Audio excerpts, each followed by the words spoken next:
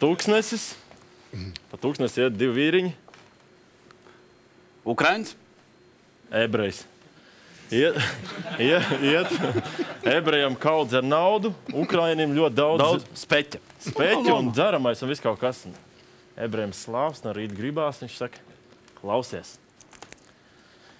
Daram tā, uzspēlējam tādu spēli. Redzi, man ir nauda, tev ir ēdamais un dzeramais. Uzspēlējam, tirgu.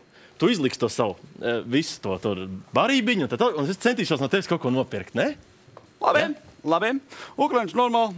Uztais stendiņu, sašmorē visu saliek. Sākās iepirkšanās tūre. Labdien. Labdien.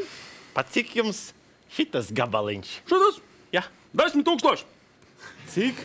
10 000. Kāpēc tik dārgi? Ja nepatīk, pastaigā pa tirdziņu, pameklē lētāk.